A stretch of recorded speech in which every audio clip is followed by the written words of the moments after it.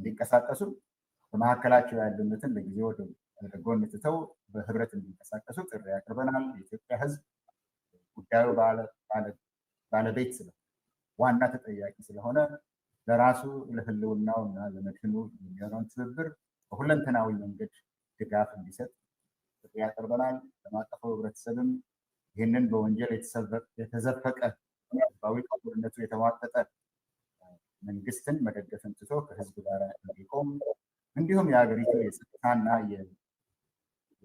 የመከላከያ ኃይሎች አሁን ያለውን የስልጣን አገዛዝ ስልጣን ማስጠበቂያ ሳይሆን ተልዕኳቸው የህዝብንና የሀገርን ደህንነትና ጸጥታ መጠበቅ መሆኑን አውቀው ጠመንጃቸውን ከህዝብ ላይ እንዲያዞሩ ጥሪ አቅርበናል።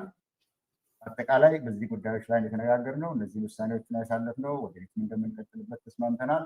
በዚህ ላይ ከተናገርኩት ላይ አቶ ልደቱ በመጀመሪያ ቀጥሎ አቶ ጀዋር ቀጥሎ አቶ አብዱ ተጨማሪ እንድትሰጡ እጋብዛቸዋለሁ።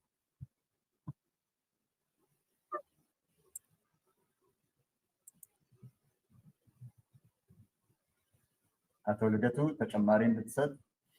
ኦኬ ጀዋር ቀጥሎ አቶ አባይ። እሺ በጣም ነው የምናመሰግነው። አመሰግናለሁ ፕሮፌሰር። ለዚህ ጉዳይ ትኩረት ሰጥታችሁ በሰዓታችሁ የተገኛችሁ የሚዲያ ሰዎች በጣም ከልብ ነው በእውነት የምናመሰግነው።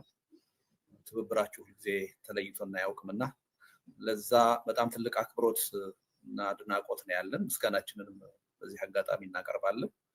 አሁን በእናንተው ትብብር ይሄ ዝግጅት በቀጥታ ለህዝብ እየተላለፈ ነው እና ይሄን ዝግጅትም ደግሞ በቀጥታ የሚከታተለውንም ደግሞ ህዝብ በሀገር ውስጥም በውጭም ያለውን ጊዜያችሁን ወስዳችሁ ይሄ ትልቅ ሀገራዊ ጉዳይ መሆኑን አምናችሁ በመከታተላችሁ ከልብ ነው በእውነት የምናመሰግነው።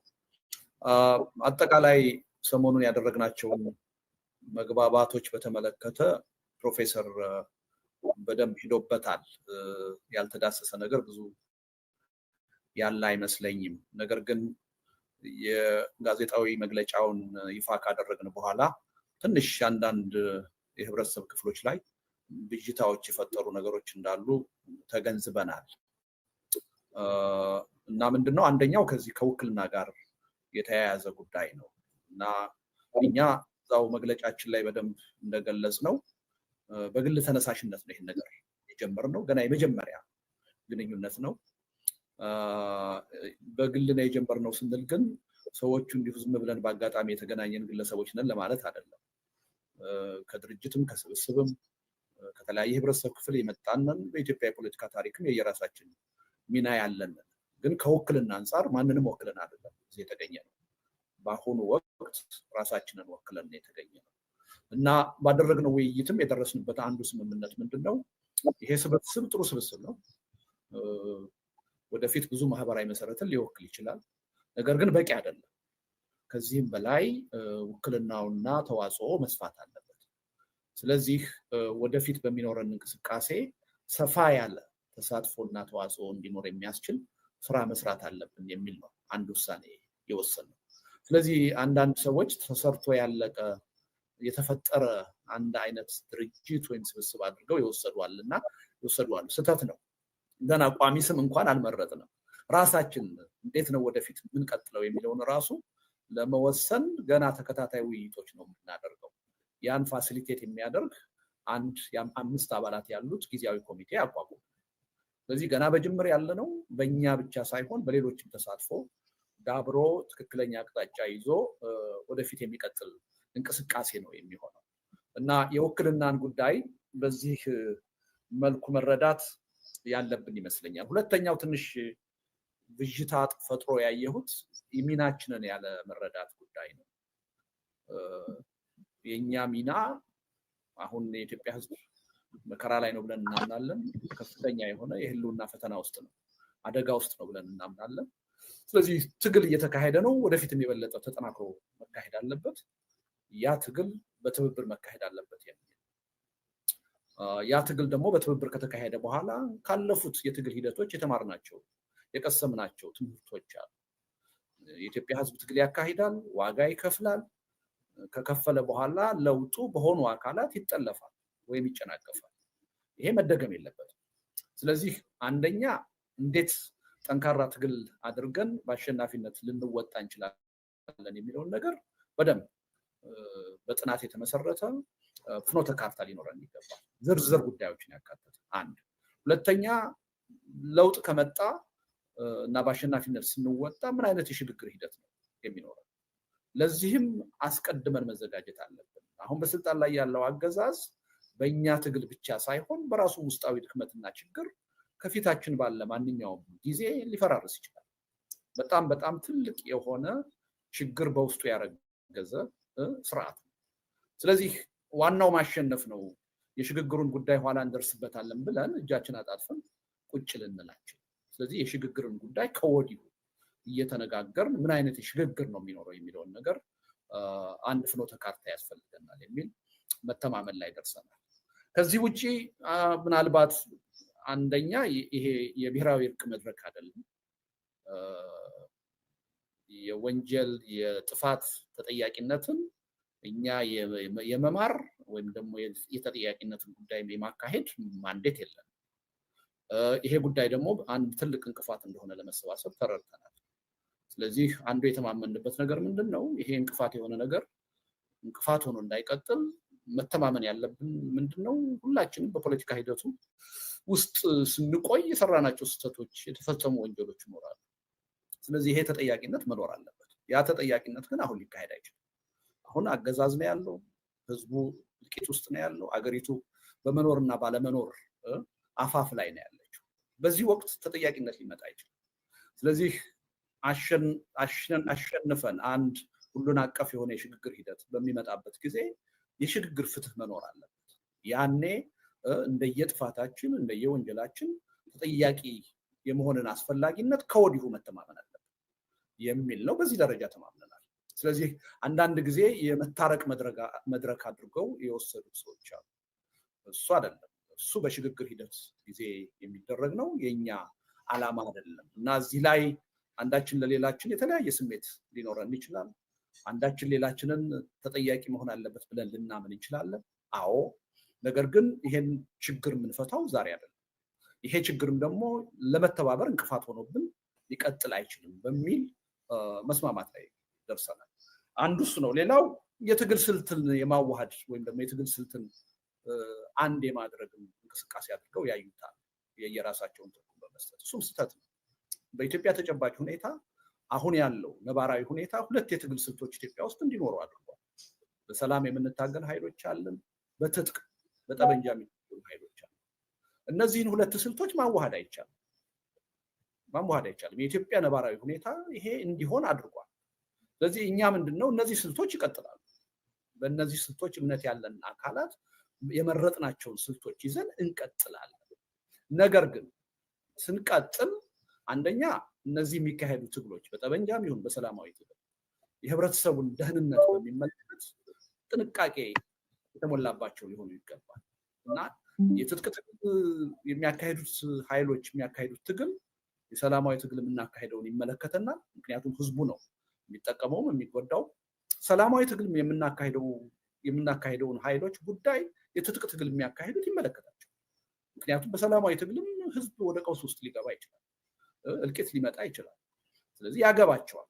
ስለዚህ ትግሉ በእነዚህ ጉዳዮች ላይ እንቅፋት ገጥሞት እንዳይሰነካከል አንዳችን ለሌላችን ቢያንስ እንቅፋት መሆን የለበትም በአንድ በኩል።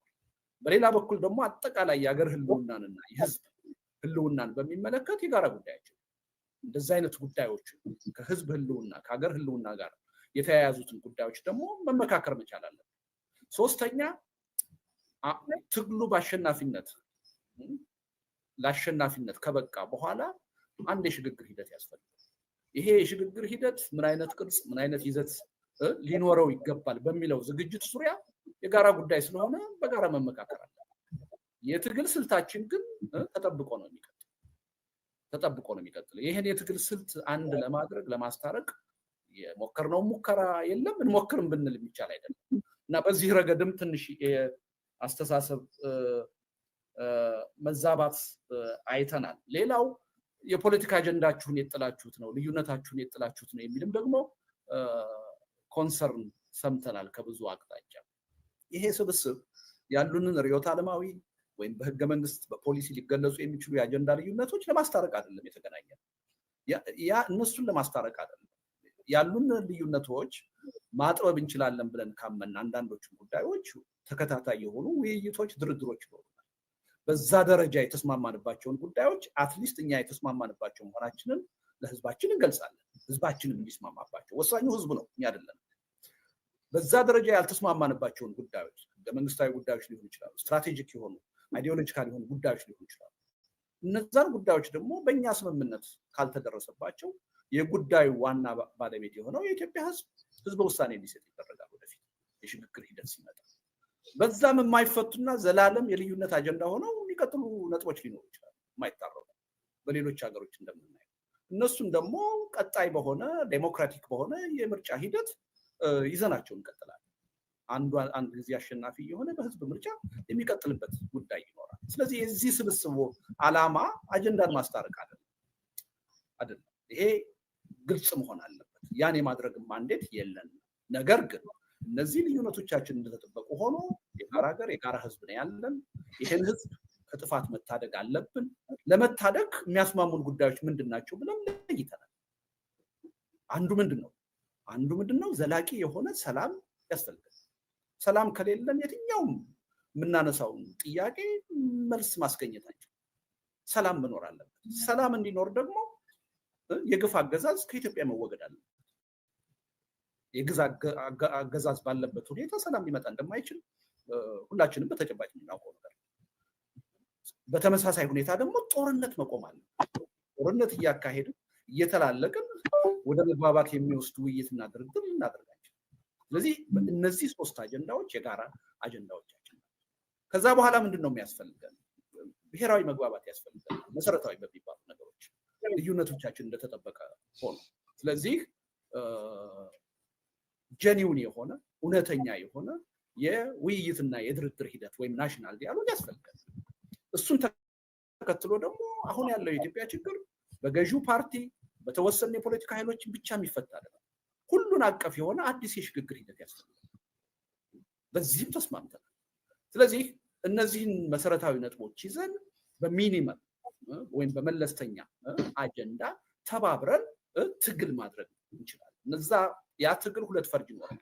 አንደኛ በአሸናፊነት ለመወጣት ትግል፣ ሁለተኛ ከአሸናፊነት በኋላ የሚመጣው ሽግግር እንደ አሁን ቀደሙ እንዳይኮላሽ እንዳይጠለፍ ዘላቂ ሰላም ሊያመጣ በሚችል መልኩ እንዲካሄድ ከወዲሁ ዝግጅት ማድረግ አለብን የሚል ስምምነት ላይ ደርሰናል እና አንደኛ ያው ጅምር መሆኑን ታሳቢ ማድረግ ያስፈልጋል።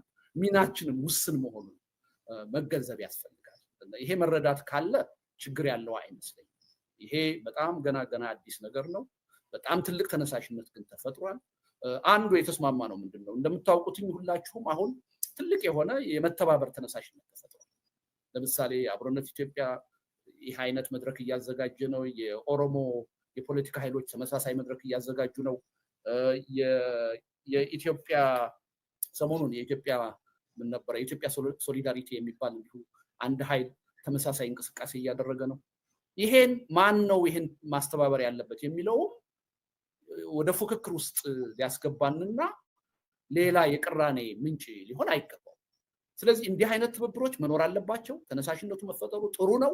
ነገር ግን በትብብር በጋራ መሰራት አለበት የሚለውንም ተስማምተናል እና ይሄ ቀላል ነገር አይደለም እና ሚናችን በዚህ ደረጃ የተገደበ እና የተመጠነ እንደሆነ ቢታወቅ ጥሩ ነው ብዬ ነው። በጣም ነው የማመሰግነው ፕሮፌሰር።